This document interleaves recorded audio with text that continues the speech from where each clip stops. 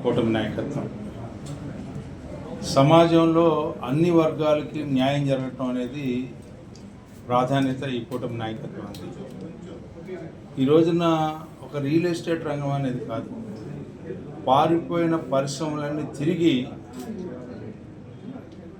ఈ యొక్క ఆంధ్ర రాష్ట్రానికి రావడానికి సుముఖత చూపిస్తున్నాయంటే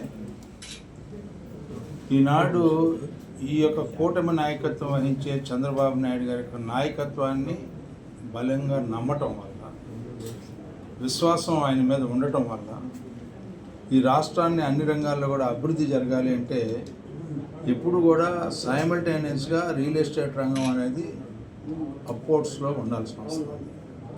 ఎప్పుడైతే అలాంటి అభివృద్ధి లేకుండా ఉందో, డౌన్వర్డ్స్ ఉందో, అన్ని రంగాల్లో కూడా డౌన్వర్డ్స్ ఉంటాయి.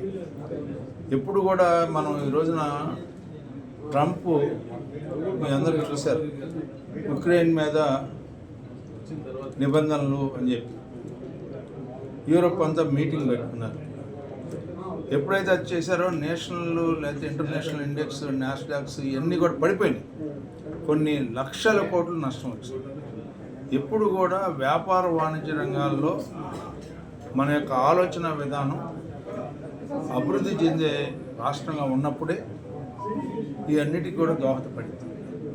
ఆ రకమైనటువంటి వ్యాపార వాణిజ్య రంగం మీద అవగాహన లేకుండా కబ్జా చేద్దామో, దోచుకుందామో, లేకపోతే అవినీతి చేద్దామో, కబ్జాలు చేసుకుంటూ బతుకుదాం అనుకున్నప్పుడు ఏ రంగం కూడా అది పెరగదు. అందుకనే ఆయన రాగానే స్వేచ్ఛగా ఉంటుంది, సమస్యలు లేకుండా ఉంటాయి. సమస్యలు ఉన్నా కూడా సమస్యకి పరిష్కారం ఉంటుంది. ఈ రోజున సిఎఫ్ఎంఎస్ బిల్స్ అన్నీ కూడా త్రూ గవర్నమెంట్ ద్వారా ఏమైనా నగరాలు ఏమైనా పట్టణాల్లో అభివృద్ధి చెందాలన్నా కూడా అక్కడ అభివృద్ధి చేస్తే ఆ డబ్బులు రావాలంటే సిఎఫ్ఎంఎస్ ద్వారా వచ్చేది, సెంట్రలైజ్ అయ్యేది.